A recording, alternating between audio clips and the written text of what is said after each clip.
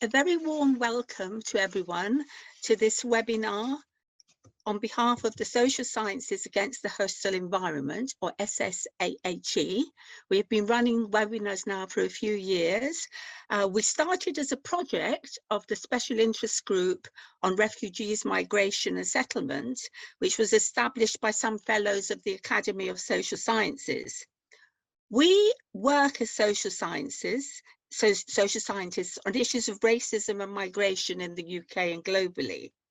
We also believe that it's our duty as social scientists to use our research to inform political debates and to challenge the hostile environment for migrants, which is produced by current government policies. We collaborate, of course, with others in the field, with activists and others who are involved in resisting racism and opposing the hostile environment towards migrants and, of course, to all of us. Now, this seminar or webinar is devoted to the issue of identity politics, and we will be examining various dimensions of identity politics from a critical point of view, but also one that acknowledges that some forms of identity politics may be useful at certain times in bringing people together. So although we may be opposed to the essentialization and homogenization that often underpins notions of identity and identity politics, we also think that there are certain cases and certain times where issues of identity become important, and they're forms by which people can come together and form solidarity. But we also have to be aware that where this is the case, it's very important that we don't stop with identity, and that we also embrace other forms of activity, struggles around particular issues, broader struggles, class struggles, feminist struggles, and so on. So what we believe is in intersectional forms of solidarity politics. And we will be exploring some of these issues in the seminar.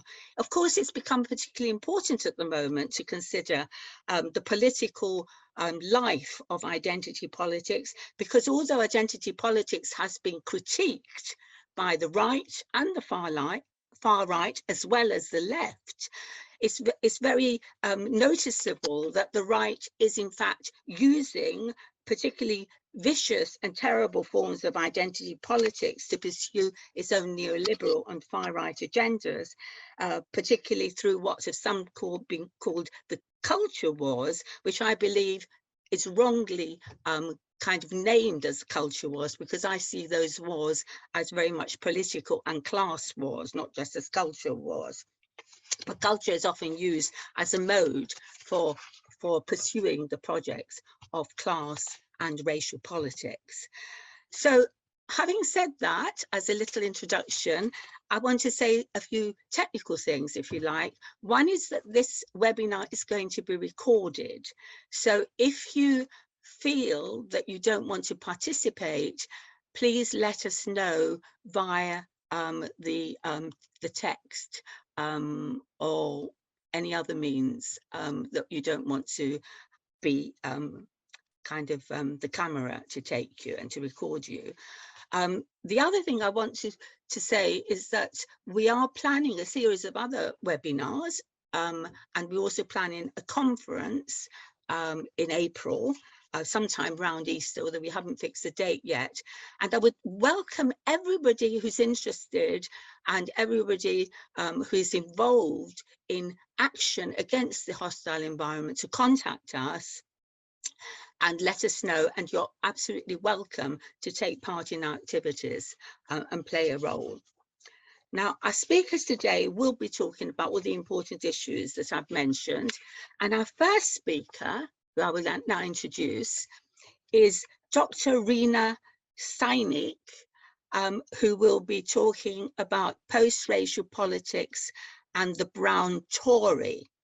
Now, the work that Rina will be talking about, which she has undertaken, relates to some very important issues about the supplanting of anti-racism with neoliberal multiculturalism, and the pursuit of a post-racial politics and of course, the post-colonial history of the ethnic minority middle class formation in the UK. Rima is a senior lecturer in the Department of Criminology and Sociology at Middlesex University, and she's also the co-chair of ethics for the School of Law, co-director of the Migration, Politics and Society Research Cluster, Social Policy Research Centre co-lead, and co-chair of the Middlesex University Anti-Racism Network. She is also a trustee of the British Sociological Association and editorial board member of Sociology. Now, she has a number of recent publications, and because of pressures of time, I'm not going to read the list of publications, but of course, in the programme that you received, those details will be there. Thank you. And Rima, we're Thanks waiting so to much. hear you. Thank you, Floria. Thank you. And this talk that I'll be giving today relates to a recent paper in Race and Class, which I hope people will have an opportunity to go away and read afterwards, which is about the recent Tory party leadership contest. And I just want to say thank you so much to all of the Smooth organisation, from Ben specifically, from Neera, Gwyneth, Floria, and also Nando, who had to leave a little bit earlier. But as I said, to all of them, I'm really thrilled to be able to presenting this today. And I have a few slides, and it's an afternoon and it's hot. There's no text, it's all pictures. Some of them may be slightly triggering because you've got some politicians up there, but I'm going to share my screen and you'll be able to see what I'm on about. So hopefully everyone can see that. And I'll get started, right? So let me move to the first slide. So in the summer of 2022, we witnessed a Tory party leadership contest, and this comprised predominantly ethnic minority candidates. And this was obviously the precursor to the induction, not the election, of our first British-born Conservative Party leader and PM of South Asian and Hindu heritage, Rishi Sunak. So at the time, much was made of and is still being analysed within the context of, both in the media and in academia, of the initially surprising diversity of the candidates. And I'm, given my work, as Floria said, on socio-political identity formation across the British South Asian middle class, I'm going to focus on the phenomenon of, I guess you could call it, South Asian-ness. So this sort of, the supposed political progressiveness anyway, indicated by the diversity of the contest, wasn't matched by the politics of the candidates. And I'm preaching to the choir here, and I might be stating the obvious, but this is, as we've seen, only been further reinforced through the discursive movements and the policy priorities of the cabinet and others in the senior echelons of the party. So as we all know, that cabinet has shifted somewhat recently. So in the abstract, I think I use the word incongruous. This may appear incongruous, but for a number of reasons, which I'll outline, is absolutely not the case. This cohort could be considered in part or in whole the most right-wing of the senior party leadership at the time, and that's particularly with regards to race, immigration and border control. So I've got some images of the candidates here, as well as other South Asian members or former members of cabinet.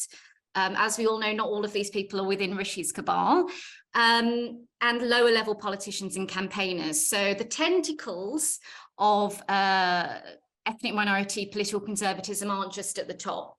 The image on the bottom left here is of Indian-born Amandeep Singh Borgal, who, I went to his website earlier today, describes himself as a proud son of the Commonwealth. And I'll discuss that a little bit later on. So I don't have much time right now, but I have to talk about, or at least mention, the broader context of socio-political history behind what we might coin or think of as ethnic minority political conservatisms, particularly looking at political elites and the power that they hold. And these cover the divergent class formation and racial fractalism of post-war Commonwealth Black and Brown diasporas, and Shivanandan, Stuart Hall, Gilroy all wrote on this. And their subsequent relationship to grassroots left-wing political activism, vis-a-vis mainstream centre-right politics, which we see going on here. The foundations of these lie in the colonial histories and the migration trajectories of heterogeneous racial minority groups, but also the modes of social and political integration of ethnic minorities into the British nation state over the last 75 years. So stating the obvious again, perhaps, to this crowd, but UK conservatism hasn't always been white, and I have some more images here. As I said, minimal text. At the top left-hand corner, we've got Pramila Lahunt. Now, I showed her image at the BSA conference back in April, and no one in the crowd had identified who she was. But she was actually the first in the 1980s. She was the first female British Asian to try to stand as a Tory MP. And at the time, she operated this sort of liminal space of privilege and power. And in my work, I often talk about this liminality, or this betweenness of the South Asian middle classes, of privilege and prejudice. For Pramila, though, she both capitalized on ethnic and racial ties, but she also engaged in and adopted white middle class respectability politics. And this allowed her to sort of capture both the working class Asian left and the middle class white right. And it's important to see these sort of early machinations to understand now how this phenomenon has taken root in the party. So we can sort of understand diversity within the party as a phenomenon that isn't solely reflected in changing class interests and declining interracial solidarities. And I mentioned the Commonwealth and I mentioned colonialism in the previous slide. So we need to write colonial relations and the post-colonial imaginary into the economic and cultural dimensions of ethnic minority middle classness. And I've got some images here to speak to this, the engagement with the role of ethnic minority elites in other racial states. So part of my, I guess, thesis around this is the transnationality of political conservatism within the UK. And this feeds into the transnational populisms that we've been seeing between India, the US, and the UK specifically over the past couple of decades, with Trump, with Brexit, and so on and so forth. So not only do we need an analysis of class, of race, of the social political formation of diaspora, but in the current moment, the transnational constitution of British Indian Hindu nationalisms as a specific phenomena within ethnic minority conservatism. And so race and whiteness are really important concomitant theoretical lenses to understand here. Firstly, the racial hierarchies of colonial East Africa, the good migrants, quote unquote.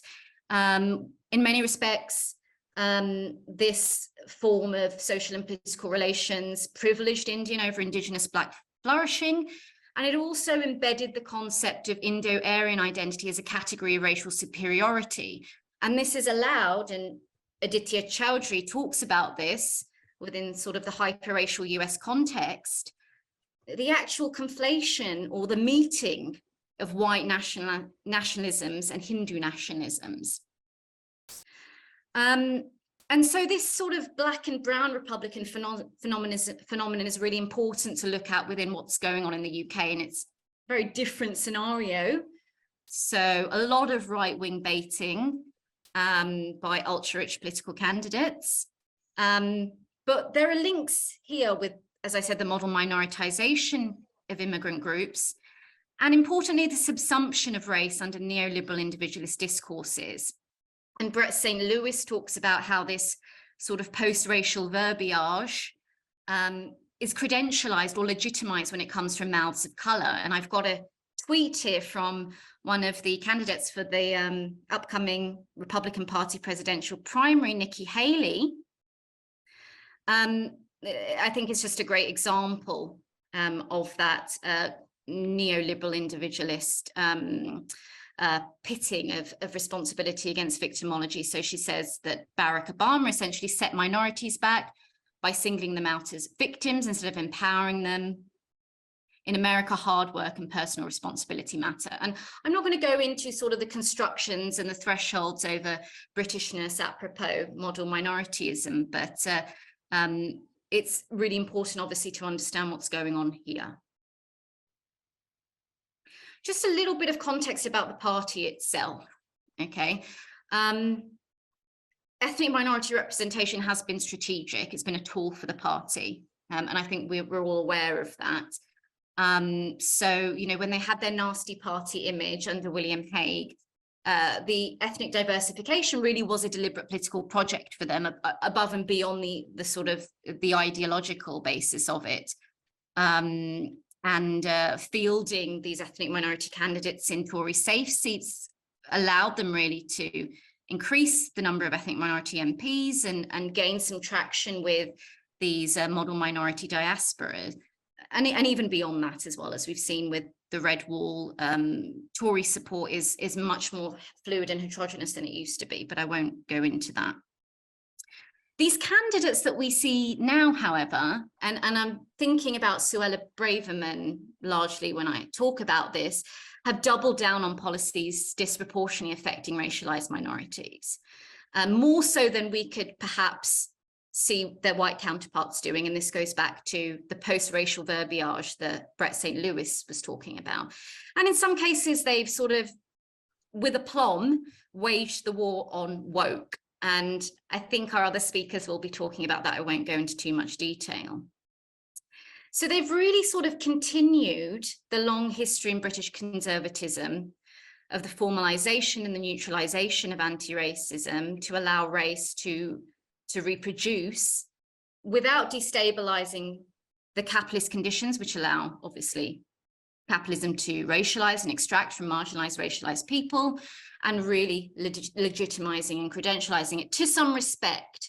I understand that a lot of people are seeing through this now. This is something that Alana Lentin has talked about at length as well. So I'm just going to finish up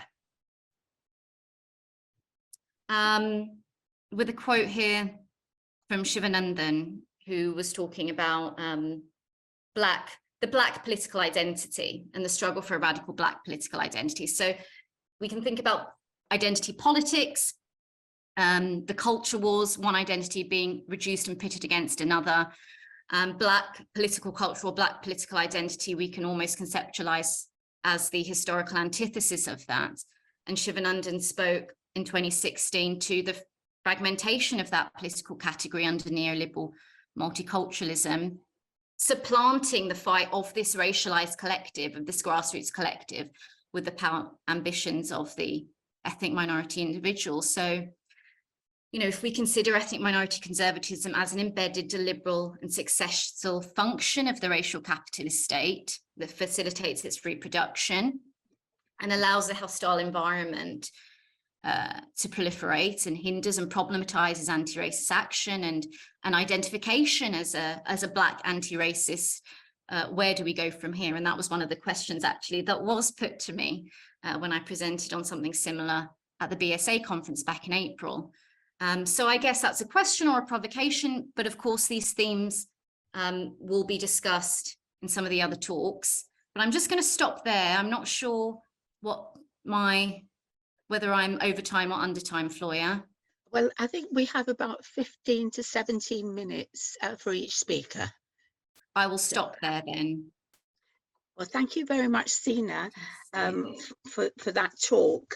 And I think it's you know, very useful that you put the sort of brown Tory, if you like, in the context of post-coloniality and also in the context of various other developments, particularly with regard to South Asians and the Hindu Aryan identity, and of course linking it very much to the post-racial state, which is indeed, of course, a very racial state.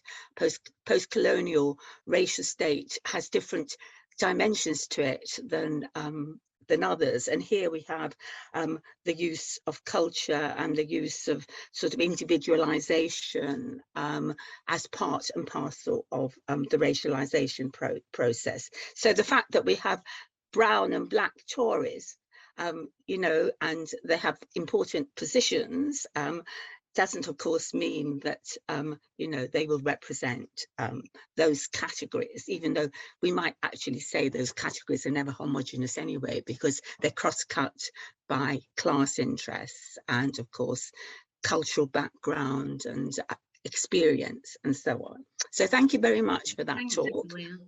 And now we're going to move to Ben Gidley, who will be talking about culture wars and authoritarian populism, which follows very nicely from Sina's talk.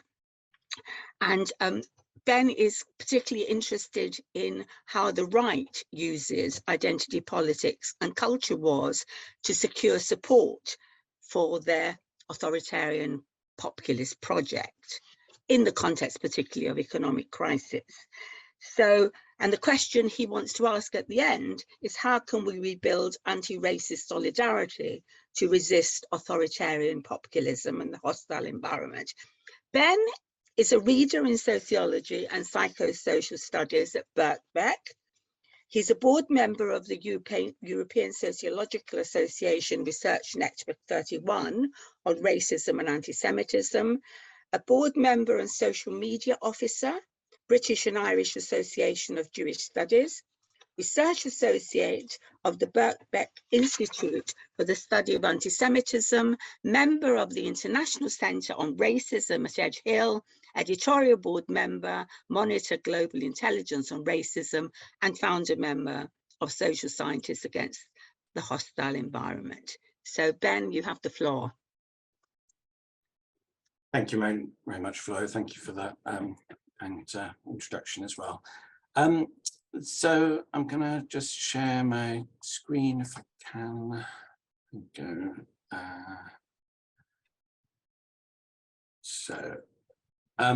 Yeah, so I guess I'm going to take up some of the same issues that we've already been starting to talk about, but as Flo said, with the focus on the political right.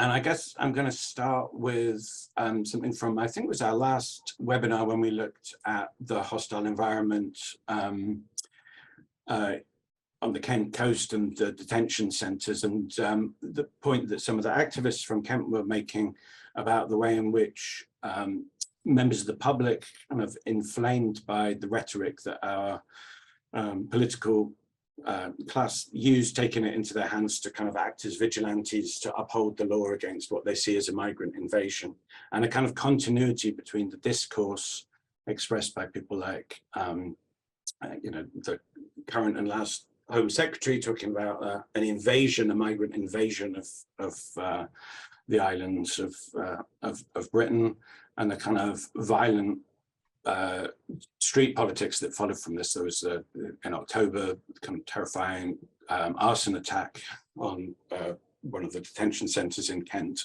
and the phenomenon we've seen in the last couple of years, that's in this third image on the screen, of migrant hunters, what people that call themselves migrant hunters, kind of taking it into their hands to chase either by land or by sea kind of the small boats and the people that arrive on the small boats.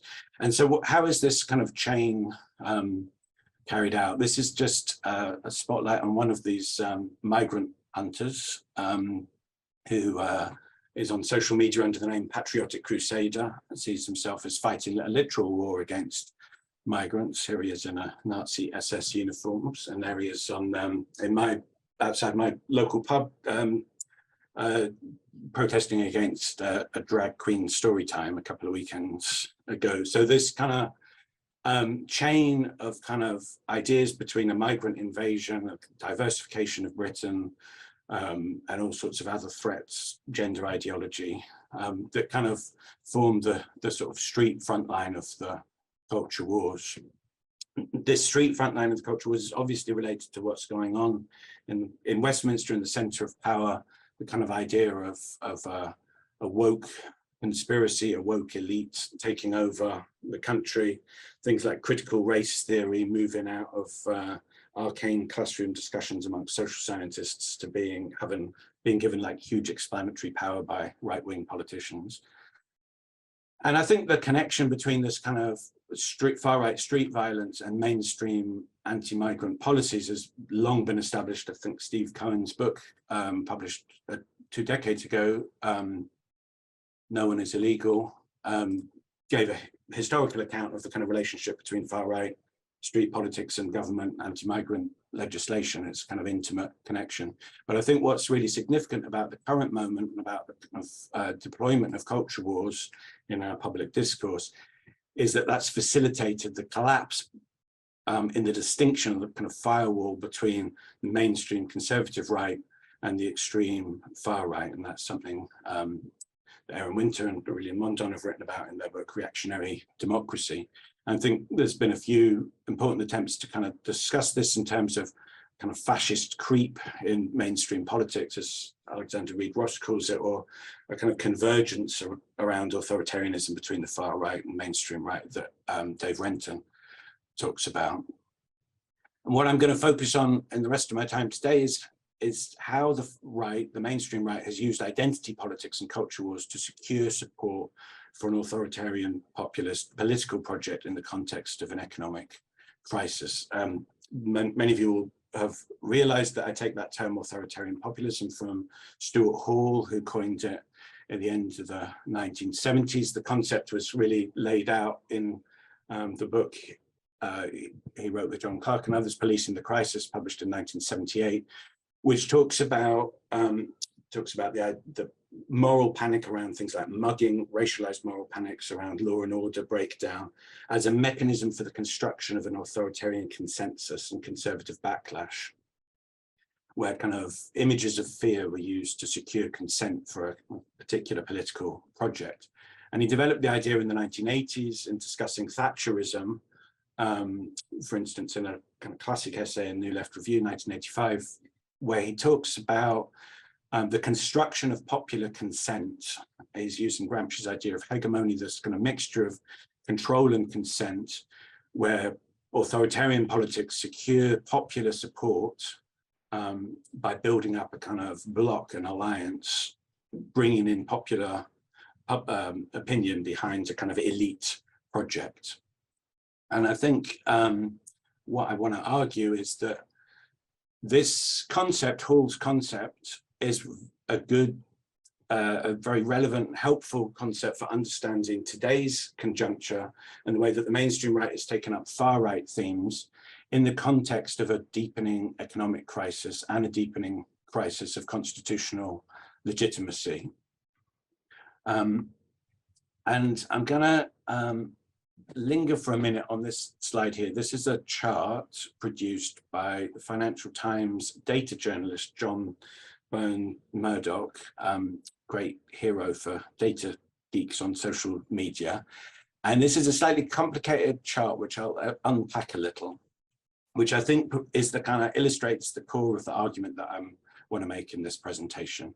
So the blobs here represent the political values of voters in Britain in the 2019 election, based on what they told the British Election Survey.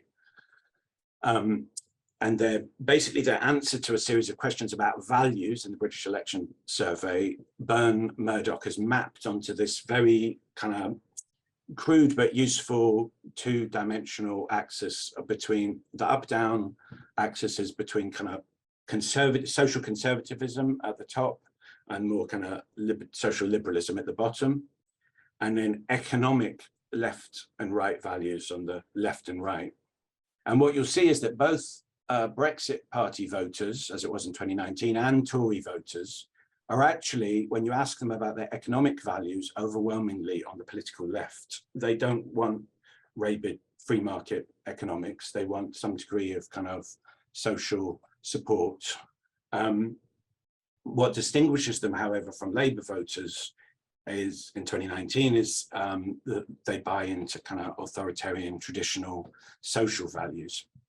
So if the blobs represent the voters, the dots or the little X's and arrows represent the political parties' manifestos as judged by a set of political science experts. You can take them with a big pinch of salt, but the key point is that the 2019 Conservative Manifesto articulated the authoritarian social values of Tory voters, but was economically quite a bit to the right of where most Tory voters are. In 2022, the kind of Truss Sunak period, they're way off the scale in terms of economic right. In fact, according to John Bone Murdoch, they are the most economically right-wing party in the entire world, literally. And I think what's key here is that the economic crisis has gotten worse. The Conservative Party has gotten more and more behind neoliberal economics, and they're increasingly out of touch with their voters on those values, and so therefore desperately need to ramp up the kind of values scale, which is how they secure consent for economic policies that are detrimental and unpopular with many of their core voters. And I think that the culture war is a strategy for doing that. Daniel Trilling talks about culture war, kind of sums it up as a political technique for gathering a disparate group of people with conflicting, even contradictory interests into your camp, based around making divisive social issues into badges of identity. And so these, I think that the political, the kind of mainstream conservative elite needs to do this more and more as the economic crisis makes their economic regime less appealing. To say that it's a strategy is not to say it's like some big con that they've pulled on the electorate. And Stuart Hall was very clear about that when he talked about authoritarian populism, that it doesn't work if it doesn't respond to the real fears and anxieties and also material interests of members of that constituency. And people like Will Davis have discussed the kind of economic base for nostalgic defensive politics among kind of income poor but asset rich parts of the electorate, for example. So central to Hall's idea is that the political elites secure consent and create hegemony, and therefore their strategies need to resonate with a kind of widely shared common sense. However, I think it's also clear that in the current moment, what I think we can call entrepreneurs of panic have amplified fearful, emotionally resonant ideas and images of a cast of kind of others, migrants, liberal elites, Black activists and so on, to promote a divisive form of grievance-based white identity politics. They've kind of capitalized on kind of rage and resentment and amplified it, and that this has been made profitable in platform economies, social media economies, which are based on kind of intense emotional reactions, where kind of raising the temperature is kind of economically profitable. So I just want to make a couple of points about the culture wars and how they work. And the first is that culture war kind of functions as a conspiracy theory. And I think this is something that makes it a little bit different from the moral panics around mugging that Stuart Hall wrote about, that the culture war narrative is a conspiracy, as articulated by conservative politicians, is a conspiracy theory. So Daniel Trilling also written, if you're unwilling to accept that historical shifts, such as the spread of liberal social attitudes, reflect changes in society at large, then to explain why, for example, Brexit isn't working, or why Brexit is no longer supported by the vast majority of the population, then there must be someone to blame. It must be a product of underhand influences.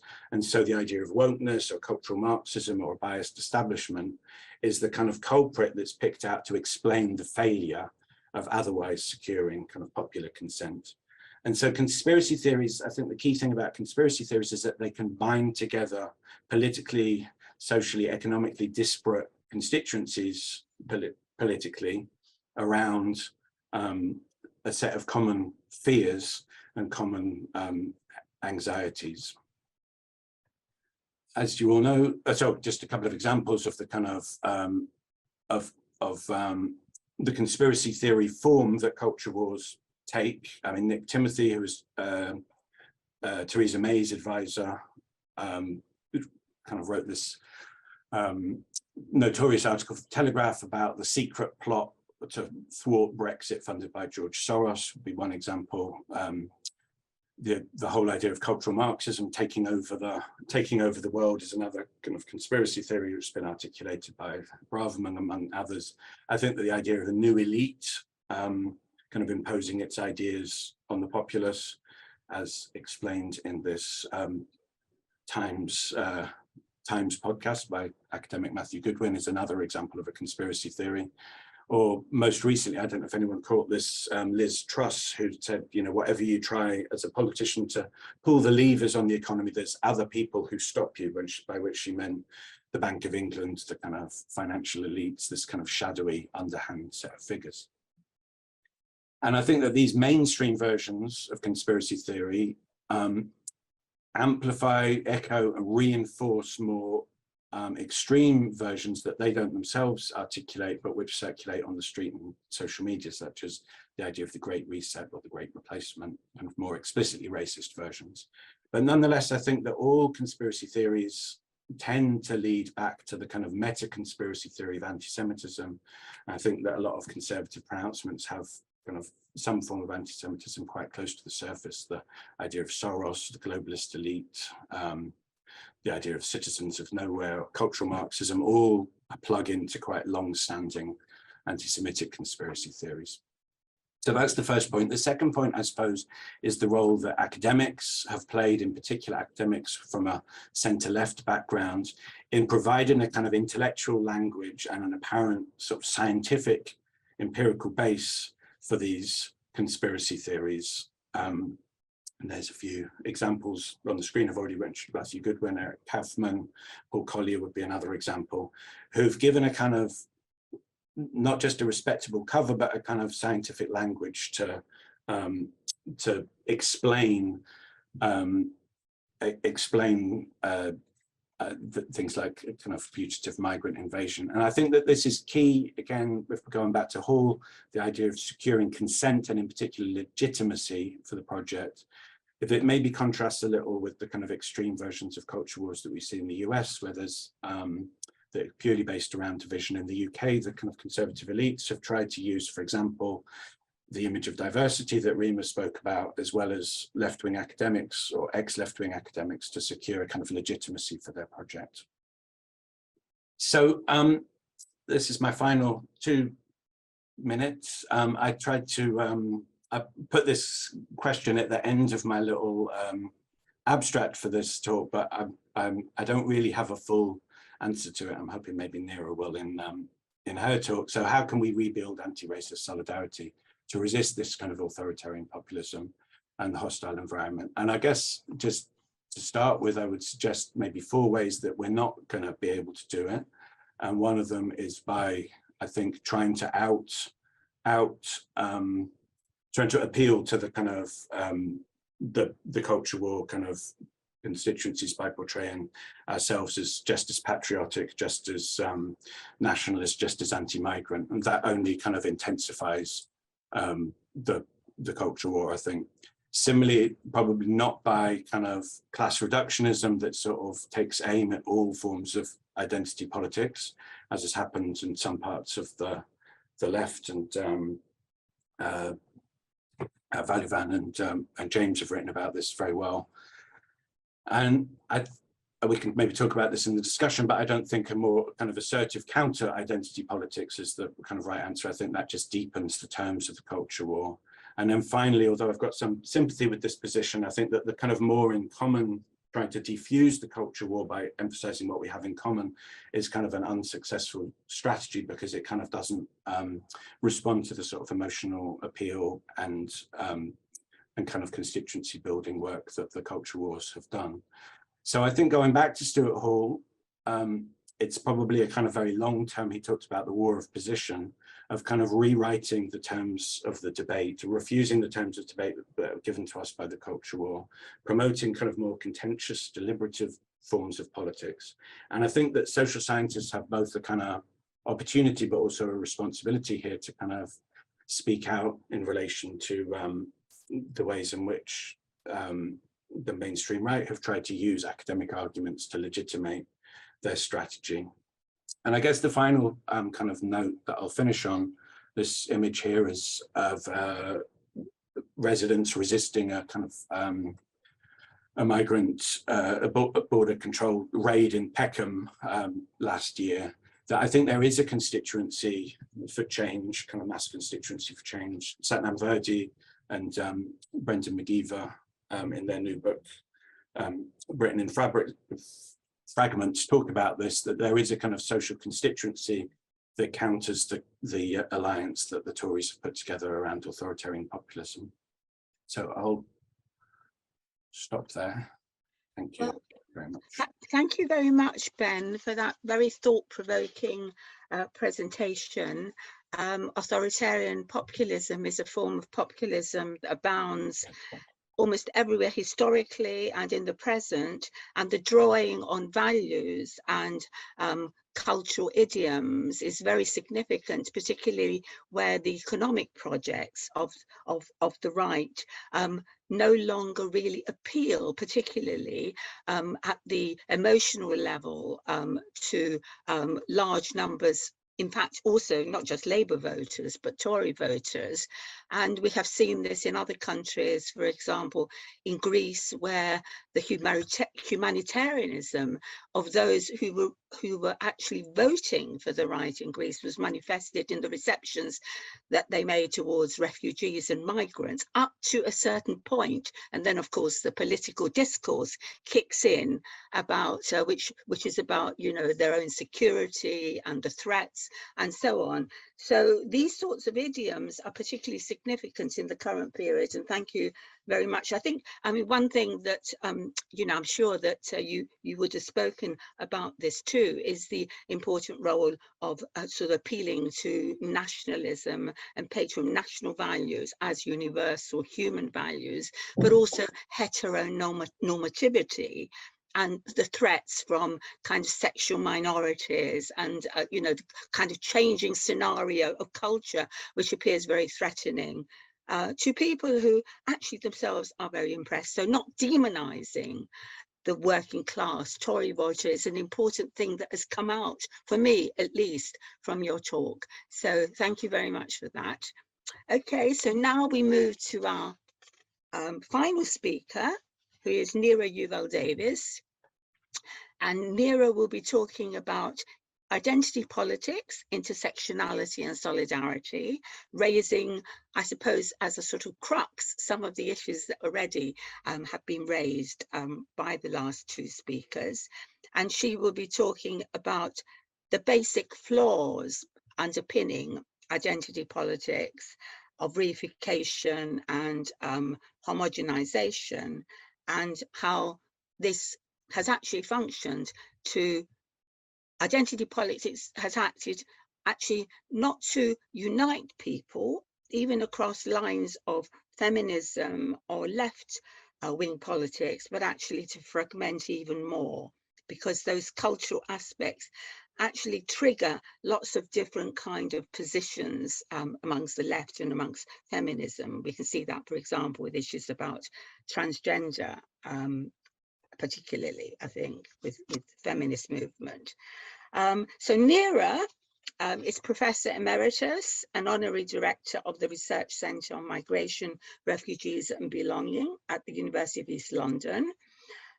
She's a diasporic Israeli socialist feminist, active in different forums, a fora against racism and sexism in Israel and other settler colonial states, as well as in the UK and other European countries. She has been the president of the Research Committee 05 on Racism, Nationalism, Indigeneity and Ethnic Relations of the International Sociological Association, a founder member of Women Against Fundamentalism, as well as Social Scientists Against the Hostile Environment, and a member of the education group of the Jewish Voice for Labour and the editorial collective of Feminist Dissent. And you can read about her books later on. And she, as part of her talk, she will be drawing on the case of the Israel case and on anti-Semitism to actually develop, you know, some of her arguments. Okay, thank you, Neera. You have the floor.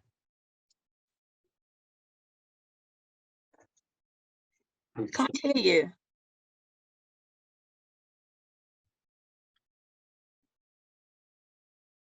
Can you hear me now? Yes, yes. Okay. Thank you, Floria, and I'm very pleased to see so many people and old friends in the audience. And I am very pleased that the first two presentations, in a way, done some of the contextualizing work for what I want to say, because they focused on the government and on the populist authoritarian right. What in some of my work I've been called a double crisis of governability and governmentality of the global neoliberalism have caused a lot of the issues that have been discussed. But today, I want really to focus on some of the issues that have emerged in the left, because as Floya said in her introduction, we are not saying that all identity politics is negative, just the opposite. It have had a very important role, especially in the 60s and 70s, in raising what has been called the politic of recognition, to making the invisible visible and mobilize people emotionally as well as politically in order to demand their rights. However, as has been mentioned, there are some very important issues within especially certain kinds of identity politics, which instead of being more inclusionary, become exclusionary. It is not just a question of homogenizing all members of social groups, but identifying social groups with social categories, or rather collapsing social categories to certain social groupings, and also collapsing positioning, identifications, and values. And one of the issues that in terms of solidarity has been the divisive role of this kind of collapse. It also identifies individuals and groups. So people, instead of being advocates of particular grouping or interest or theory, say, as a woman, I tell you, as a Jew or as a Black, I tell you, as if there is only one way, one right way of speaking as a Jew and as a Black, or as a woman, or as any other social category. And this has been very much exploited, for example, in the current Labour Party leadership, that have expelled more Jews than non-Jews for the sake of anti-Semitism, because we are the wrong kind of Jews, and I will explain this before. So I want to, in this my talk, to talk both about some issues of identity politics, but also on issues of understanding of racism. So I'm not a constituent of Diana Abbott. I mean, if I would live the next street, I would be, because I live in Hackney. But I think she has done me a very good service in order to illustrate some of the issues that have been relating to this issue in the latest debate. Before I start criticizing her, I want to obviously hasten and say that I'm very much against this kind of witch hunt and her suspension from the party. The whole issue is to debate and educate and create solidarity, rather than create this kind of exclusionary, really politics and in a way weaponization of certain understanding of anti-Semitism as well as racism in order to purge the Labour Party from the left. I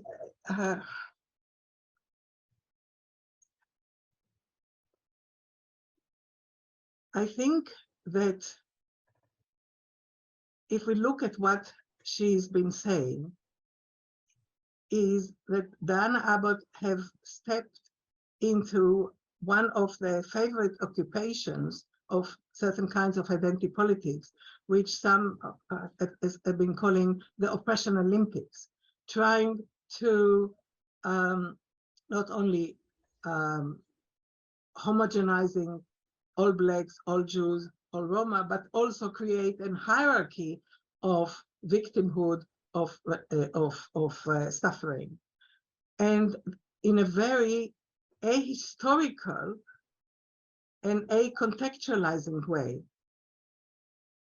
So she claimed, as you probably know, that there are that non-blacks do not suffer from racism, only from forms of discrimination and violence. But it is amazing, even if she sticks to the simplistic definition of racism that was used to be hegemonic in the left in the 1980s, as racism equals prejudice plus power. Is violence not a brutal expression of power, whether the victims are Black, Muslims, or the elderly Jews in Diana Abbott's Hackney constituency? And are there exclusions, whether by pub owners or by the immigration authorities against Roma people, not form of racialization? And would, above all else, letting people die in small boats after blocking all legal possibilities of asylum seekers, not forms of racism? And these are just some examples of from contemporary Britain, let alone other times and other places. SSAHE, Social Scientists Against Social Environment, in its foundational report on the contribution of British social scientists to the analysis of racism and migration, rather than separate the two as two separate films of the study, have taken a very different approach. Racism, or rather the process of racialization, is a mode of thinking, cultural, ideological, historical, and practice, intersubjective, institutional, systemic, which construct immutable boundaries between collectivities, which are used to naturalize fixed hierarchical power relations between them. It has two central logics, that of exclusion, the ultimate form of which is genocide, and that of exploitation, the ultimate logic of which is slavery. In most concrete historical situations, these two logics are practiced in a complementary way and involve various ways of hierarchization, subjugation, and the use of what is considered to be legitimate and illegitimate modes of violence. Any signifier of boundaries can be used to construct this racialization, from the color of the skin to the shape of the elbow to accent or mode of dress. The meanings of these signifiers shift historically and are contested. While this should not be a divisive, competitive, oppressive Olympic, however, of course, different racializations have different effects. Certain racializations can become more or less important in specific locations and times. In the report, the SSAHE reports that we talked about, the three main narratives of collective belonging, which have are linked to different forms of racialization in Britain at different times, have been imperial, European, and nativist. I'm not going to develop it, but I think this is very important to a much more complex and inclusive conceptualization of racism. Going back to Diana Abbott, however, her position on racism can be also located in a different discourse on racism, which is very important for us to understand. This discussion is of a much larger contested political constructions, not just of racism, but of modernity as a whole. Charles Mayer and Amos Goldberg argue that during the second half of the 20th century, two grand historical moral narratives based on historical catastrophes have come to dominate the constructions of the origin and meaning of modernity. While these narratives have long history and grew in different areas in the globe, they have become hegemonic in the post-Soviet era. The first narrative is that of the Holocaust. The victory of the Allies over Nazism and fascism and the Nuremberg trials, which condemned this genocide as crimes against humanity, have constructed the Holocaust as a deviation from the acceptable normative acts of individuals and states operate with under the enlightened values of modernity. While in Israel and within Zionist discourse for many years, the emphasis has been on the Holocaust as a marker of specific racialized hatred against the Jews, i.e. anti-Semitism, much of the debate on the West focused on it as an underbelly of modernity. The Holocaust needed explaining in this context, not in relation to the Jews as victims, but in relation to the modern, historic, industrial, and high civilized society in which it took place. Gillian Rose contrasted the analysis of the Holocaust by Emil Fackenheim and Zygmunt Bauman as representing two different constructions of the Holocaust within this context.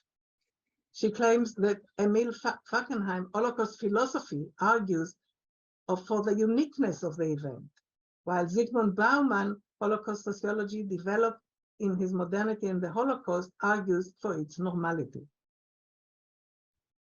The other contesting foundational narrative about modernity, however, sees the development of sees a part of, for the benefit of the global North, benefiting from slavery, colonialism, and imperialism, which is seen as continuous facilitator of the existence of the developed world under racial capitalism.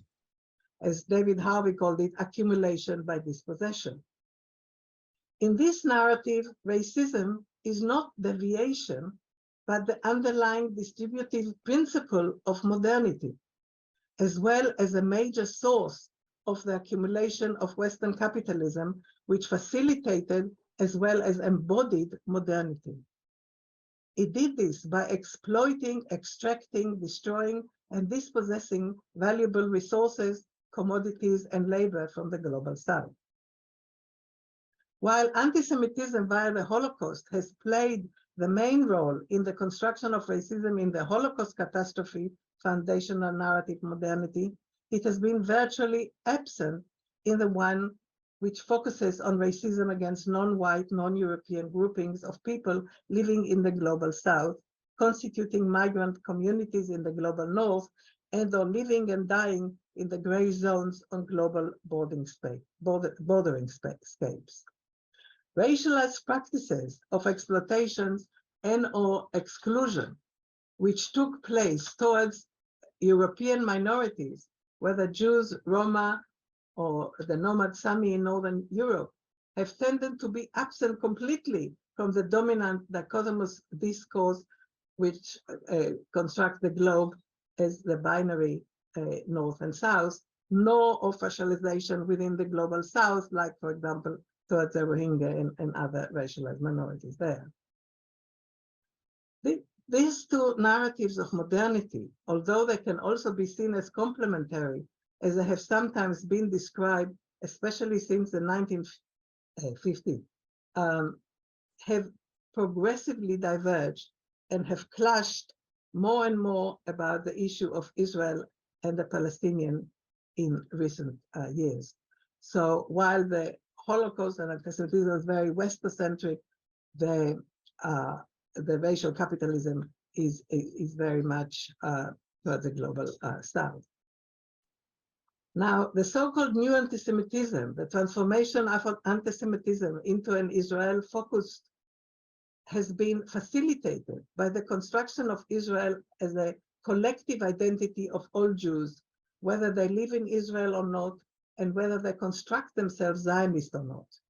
It was as such that Israel received reparation for the Nazi Holocaust from Germany, reparations that have not yet been made available to individuals and states of the descendants of slavery and the colonized. The identity politics has been enhanced after 1967, when Jews have come to identify with Israel as a collective identity as well as a potential safe haven in case of renewed threat of Jewish diasporic existence. This narrative has started to be a bit weakened after the recent Israeli election, especially among US Jewry, not so much British ones. This kind of identity politics has been receptive context for concerted political campaign, which has used this mutation of anti-Semitism as a justification of extreme right-wing Zionist ethno-nationalism. Tony Lehrman quotes from one of the, then talk about the role of the academia, Yossi Shein, a prominent Israeli professor, who said that the Jewish question, the anti-Semitism of the past is dead. What matters today is a viral delegitimation of Israel, the Israelization of anti-Semitism, which seeks a genocide as Israel, the embodiment of contemporary Jewish collective identity, which is a persecuted nation. It is important to emphasize, however, that the new anti-Semitism is not the only homogenizing and exclusionary identity politics that operate in this political debate, including among feminists who have adopted intersectionality in their political approach, which should have been a deterrent of such identity politics. Intersectionality, of course, I don't have time to develop it here, but different versions of it have become an important analytical tool politically, academically, and in many international as well as national activism and policy forums all over the globe. Although many feminists have worked on similar issues for many years, Kimberly Crenshaw in 1989, a Black feminist professor of law, coined the term. She wanted to expose forms of discrimination specific for groupings of Black women workers in the US. More generally, Crenshaw and other intersectionality scholars criticized identity politics as centering on single category of discrimination, for example, race or gender, which ignores intra-group differences between, say, Black men and women or white and Black women. Intersectionality, therefore, is not a new theory of identity. Epistemologically, it can be described as a development of feminist standpoint theory. It is interested in the ways differential situatedness of different social agents relate to the way they affect and are affected by different social, economic, and political projects. Only by encompassing the different situated gazes can one approach the truth, as Patricia Hill-Collins said. The dialogical epistemology of intersectionality is one of the outcomes of the mobilization and proliferation of different identity groups' struggles for recognition. However, but what is very important in terms of one of the problems of identity politics, that is this collapse of positioning values and norms. And of course, only identity political groups which have similar values can work together in terms of politics of solidarity. However, in some cases, supposed intersectional politics have become a focus of identity politics on more than one side. For example, during the US 2018 Women's March, there have been a case of in which some of the women, the Black women involved in that, told Jewish and other white women to leave, not because they support, like some of the cases have been that some of the Jewish women supported Zionism, which would have been goes together with other universal values against, of course, not just emancipation of women in the US, but a much more universal values of emancipation. But they told the Jews and also some other white people to go and reflect on the issues and the racism of the Jews and of all whites. By this homogenizing all, again, all Jews, all whites, and moreover, assuming a dichotomy between racists and victims of racism. But one of the first insights of the feminist movement have been that contradictions exist, and the same working class hero comes home and beats his wife. And therefore, we do need to look at things in a much more complex way. And so therefore, we cannot just assume this kind of dichotomies. And that brings us back, of course, to Rima's presentation about the contemporary British government. So only, I'm just winding up, and I said that only inclusive, transversal solidarity of combined, of a cognition of difference with combined values, using common emancipatory values and situated intersectional analysis can therefore successfully fight against racism and other forms of hostile environment here and everywhere. I recognize Ben's important point about the role of emotion, but without common values as a starting point, we are never going to get anywhere anyway. Thank you very much. Well, thank you, Neera, very much. You've taken us through quite a range of important issues there, and obviously, the definition of racism as multi-dimensional, differentialist, and opportunistic is something that you and I have been talking about for a very long time, and it's expanding our racialized boundaries. And you very effectively used various examples to show some of the risks of the kind of essentialization of identity groups and the collapse between the groupings and categories. Thank you very much to all the speakers. A fascinating set of ideas have emerged.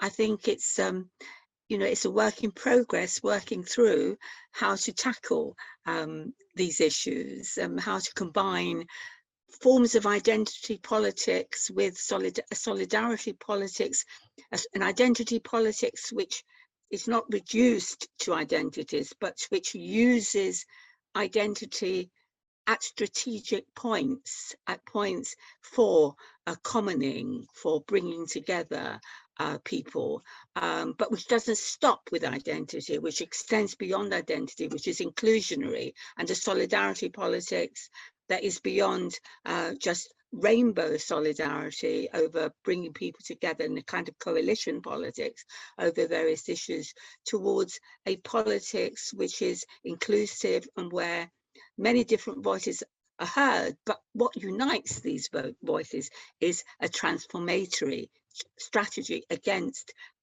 post-coloniality, against capitalism, against racism, and against heteronormativity.